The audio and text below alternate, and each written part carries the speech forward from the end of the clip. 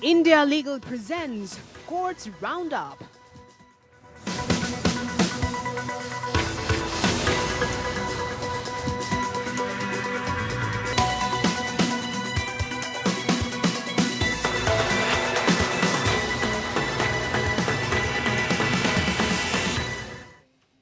नमस्कार, मैं हूं आपके साथ शिवानी पांडे। कोर्ट्स राउंडअप में आपका स्वागत है। इस बुलेटिन में अगले आधे घंटे हम आपको कोर्ट से जुड़े तमाम छोटी बड़ी खबरों से रूबरू करवाएंगे। कोर्ट की कार्यवाही और सुप्रीम कोर्ट से लेकर हाई कोर्ट और लोअर कोर्ट्स तक के फैसलों को आपके सामने रखेंगे। आगे बढ़ने से पहले एक नजर डालते हैं हेडलाइंस पर। सुप्रीम कोर्ट की आर्टिफिशियल इंटेलिजेंस कमेटी ने आर्टिफिशियल इंटेलिजेंस पोर्टल किया लॉन्च। जस्टिस बोबडे ने कहा, जजों की स्वायत्ता और विवेक को बरकरार रखा जाएगा। Supreme court women lawyer association ने काबिल महिला वकीलों को हाईकोर्ट का जज बनाने के लिए दाखिल की याचिका। कहा, महिला जजों की नियुक्ति मेमोरेंडम ऑफ प्रोसीजर में हो शामिल। मास्क पर दिल्ली हाईकोर्ट का फैसला। कहा, दिल्ली में हर किसी के लिए मास्क पहनना अनिवार्य। अकेले गाड़ी चलाने वाले को भी मास्क पहनना जरूरी। अनावश्यक समन पर सुप्रीम कोर्ट नाराज। कहा, इलाहाबाद हाईकोर्ट के आदेश ने यूपी के अधिकारियों को किया परेशान। रोक के बावजूद अवमानना याचिका पर की गई सुनवाई।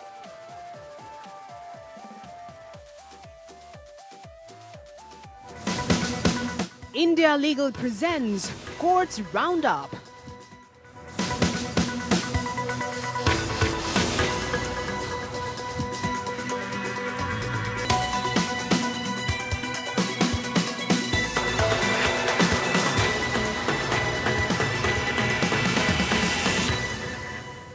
डाटा सुरक्षा, साइबर क्राइम जैसी समस्याएं न्यायपालिका के लिए नई चुनौतियां पैदा कर रही हैं। हालांकि आर्टिफिशियल इंटेलिजेंस की मदद से इससे निपटना काफी कारगर साबित हो सकता है। इस क्रम में आर्टिफिशियल इंटेलिजेंस पोर्टल सुपेस यानी कि supreme court portal for assistance in court efficiency का लॉन्च किया गया है। इस अवसर पर आयोजित कार्यक्रम में CJI SA Bobde, justice NV Ramana और सुप्रीम कोर्ट की एआई कमेटी के चेयरमैन जस्टिस नागेश्वर राव और हाईकोर्ट के जज मौजूद रहे। आर्टिफिशियल इंटेलिजेंस समिति की सिफारिश है कि उच्च न्यायालय के सभी जज को समय बचाने और दक्षता में सुधार करने के लिए इस तकनीकी का उपयोग करना चाहिए। लॉन्चिंग प्रोग्राम में तकनीकी टीम ने एआई सिस्टम का लाइव डेमो भी किया।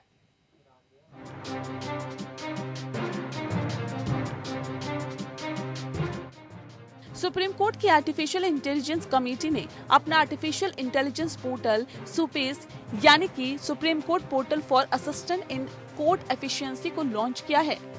इस अवसर पर आयोजित कार्यक्रम में सीजेआई एसए बोबडे, आगामी सीजेआई जस्टिस एनवी रमन्ना और सुप्रीम कोर्ट की एआई कमेटी के चेयरमैन जस्टिस नागेश्वर राव और हाईकोर्ट के जज मौजूद थे।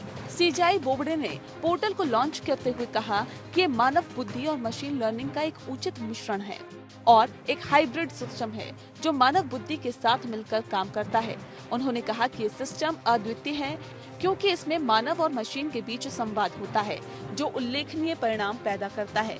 सीजेआई ने कहा कि एआई केवल प्रासंगिक तथ्य और कानून जुटाए जो इसे जज को उपलब्ध कराए, न कि निर्णय लेने में सुझाव दे या फैसले पर हावी हो। I can only say about the apprehensions which I must say I myself had.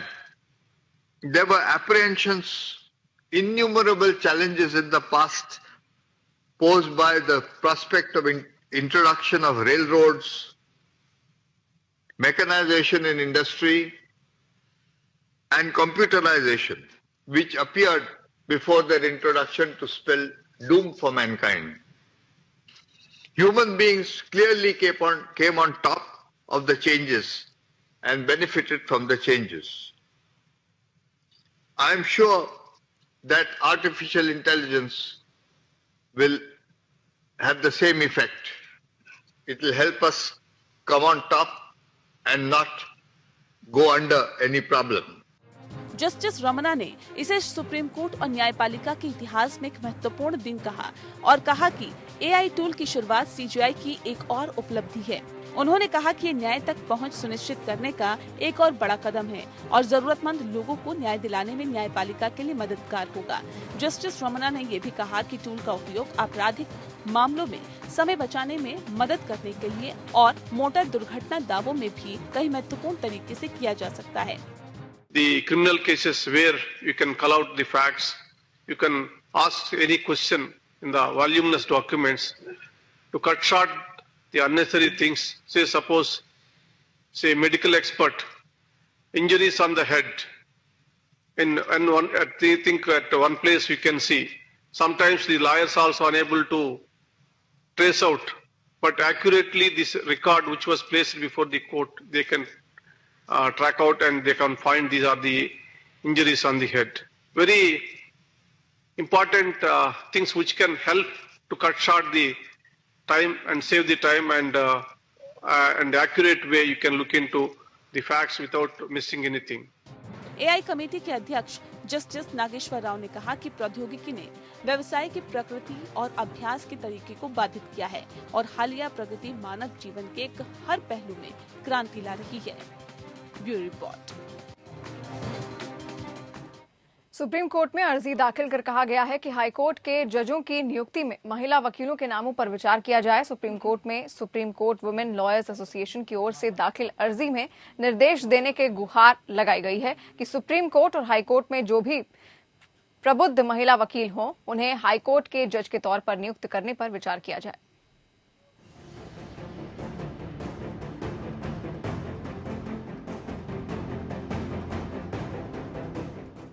Supreme court women lawyer association या SCWLA ने सुप्रीम कोर्ट में एक अर्जी दायर कर विभिन्न हाई कोर्ट में न्यायाधीशों के रूप में नियुक्त करने के लिए सुप्रीम कोर्ट और हाई कोर्ट में प्रैक्टिस करने वाली मेधावी महिला वकीलों पर विचार करने के निर्देश देने की मांग की है। इस आवेदन के माध्यम से SCWLA ने Messrs PLR project private limited बनाम महानदी कोफील्ड लिमिटेड और अन्य के मामले में पक्षकार बनाए जाने की मांग की है। इस मामले में सुप्रीम कोर्ट, हाई कोर्ट न्यायाधीश के पदों की रिक्तियों के मुद्दे पर विचार कर रही है। आवेदन में एसोसिएशन ने कहा कि उच्च न्यायपालिका में महिलाओं का प्रतिनिधित्व कम है। अब तक सुप्रीम कोर्ट में केवल 8 महिला जजों की नियुक्ति की गई है। भारत की महिला प्रधान न्यायाधीश कभी नहीं बनी। देश के 25 उच्च न्यायालयों में से केवल एक महिला मुख्य न्यायाधीश तेलंगाना हाई कोर्ट में CJ हेमा कोहली है। हाई कोर्ट के 661 जजों में से केवल 73 महिलाएं हैं, यानी कि महज 11.04% महिलाएं हैं। मणिपुर, मेघालय, पटना, त्रिपुरा और उत्तराखंड जैसे 5 हाई कोर्ट में भी एक भी महिला न्यायाधीश नहीं है। संविधान के आर्टिकल 14 और 15(3) का हवाला देते हुए एसोसिएशन ने कहा कि महिलाओं की योग्यता को उचित महत्व देते हुए उच्च न्यायपालिका में महिलाओं का पर्याप्त प्रतिनिधित्व होना चाहिए।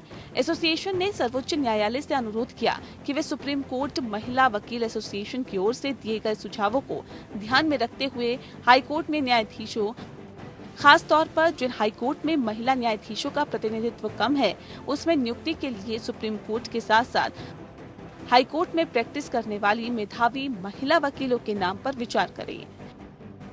वहीं उच्च न्यायपालिका में महिलाओं के पर्याप्त प्रतिनिधित्व के लिए दिशा निर्देश भी दिए जाएं। एसोसिएशन ने मांग की है कि यूनियन ऑफ इंडिया को निर्देश दिया जाए कि वह महिला न्यायाधीशों पर विचार करने के लिए न्यायिक नियुक्ति के मेमोरेंडम ऑफ प्रोसीजर में प्रावधान शामिल करें।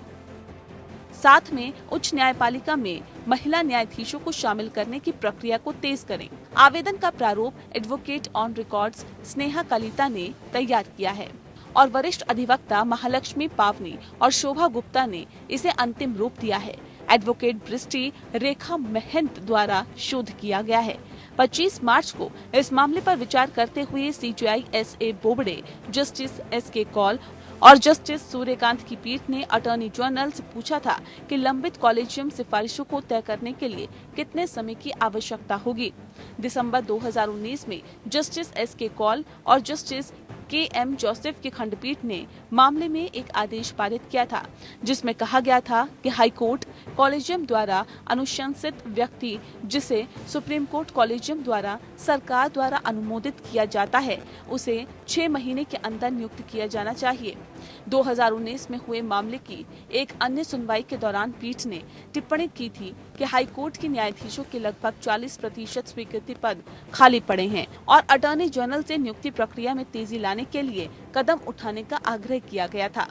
नवंबर 2019 में दिए गए आदेश के तहत पीठ ने कहा था कि ये निर्धारित किया गया है कि एक प्रयास किया जाना चाहिए कि रिक्तियों के लिए सिफारिशें 6 महीने पहले भेजी जानी चाहिए।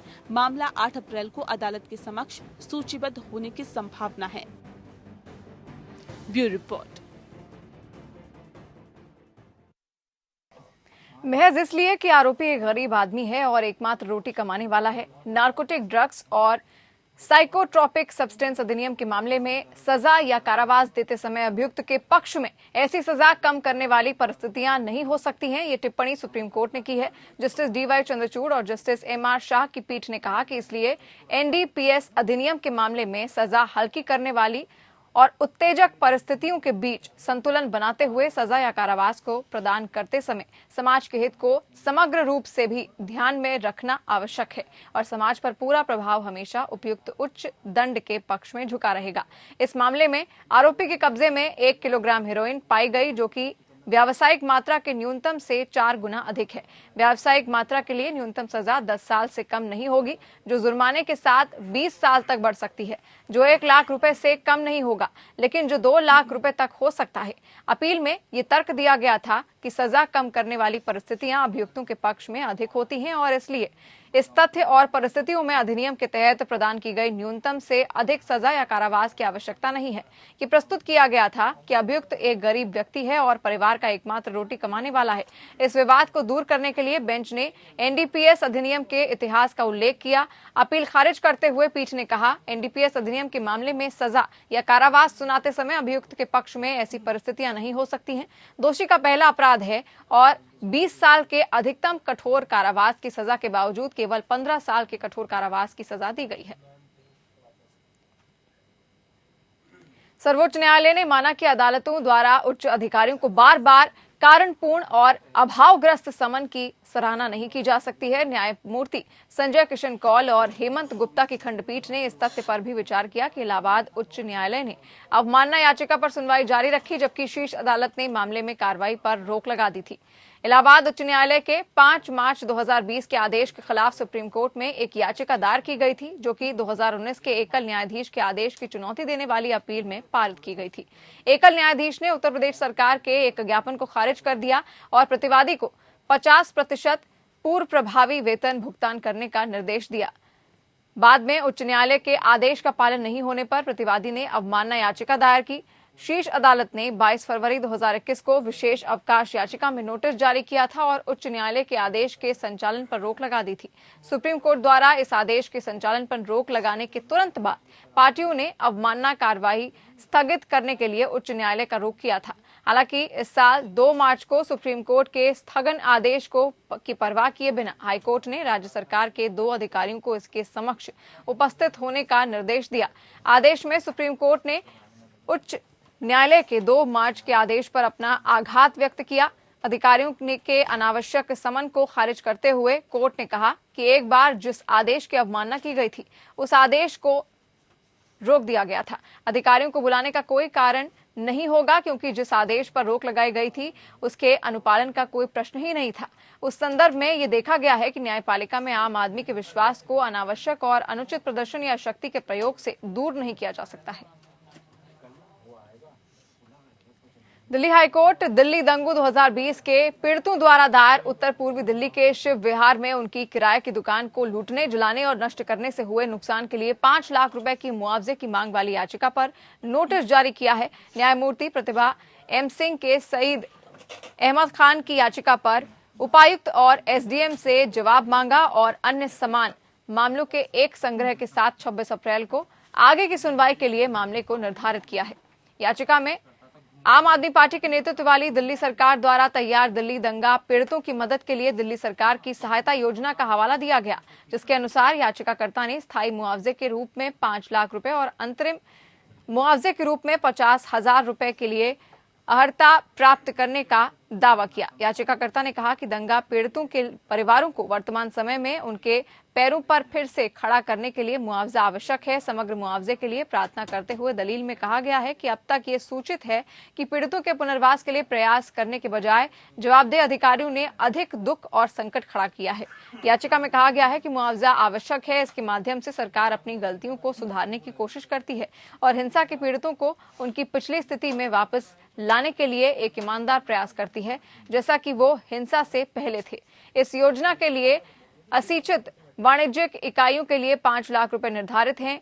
वाद के अनुसार कथित तौर पर खान को पिछले साल 25 फरवरी को अपने दोस्त अरविंद के एक फोन कॉल से अपनी दुकान को हुए नुकसान की खबर मिली थी। इसी दोस्त ने खान को शिव विहार में आने से सावधान किया था, क्योंकि ये क्षेत्र अस्थिर था और मुस्लिम समुदाय के लिए खतरनाक था। याचिकाकर्ता ने दिल्ली सरकार को दिल्ली दंगा पीड़ितों के लिए वर्तमान सरकारी सहायता योजना को संशोधित करने और दंगा के दौरान आवासीय और व्यावसायिक स्थानों की लूट, चोरी और बर्बरता को ध्यान में रखते हुए अदालत से निर्देश देने की मांग की है।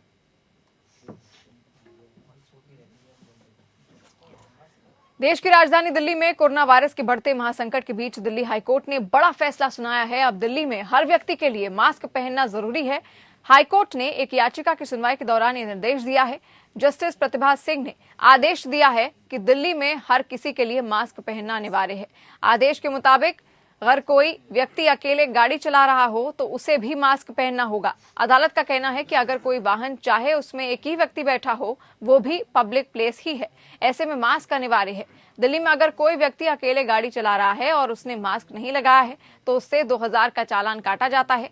अदालत में इसी चालान को लेकर चुनौती दी गई थी, लेकिन कोर्ट ने इस याचिका को खारिज कर दिया है। दिल्ली सरकार में अदालत ने कहा है कि कोरोना के कारण गाड़ी में मास्क लगाना जरूरी है। वहीं सड़क पर किसी भी गाड़ी को प्राइवेट व्हीकल बताकर नहीं बचाया जा सकता। आपको बता दें कि दिल्ली में बीते कुछ दिनों से कोरोना वायरस का संकट बेकाबू हो चला है। बीते दिन ही दिल्ली में कुल 5100 कोरोना के केस दर्ज किए गए थे, जो पिछले 6 महीने में सबसे बड़ा आंकड़ा है। यही इलाहाबाद हाईकोर्ट ने कोविड-19 मामलों में हालिया उछाल को देखते हुए हाईकोर्ट के कामकाज को लेकर गाइडलाइन जारी की है, जो 7 अप्रैल 2021 से 9 अप्रैल 2021 तक प्रभावी रहेगी। नई गाइडलाइन के अनुसार 7 अप्रैल 2021 से 9 अप्रैल 2021 तक मामलों की सुनवाई केवल वीडियो कॉन्फ्रेंसिंग के माध्यम से आयोजित की जाएगी। इसके साथ ही वकीलों को 7, 8 और 9 अप्रैल 2021 को कोर्ट रूम और कॉरिडोर में प्रवेश करने की अनुमति नहीं दी जाएगी।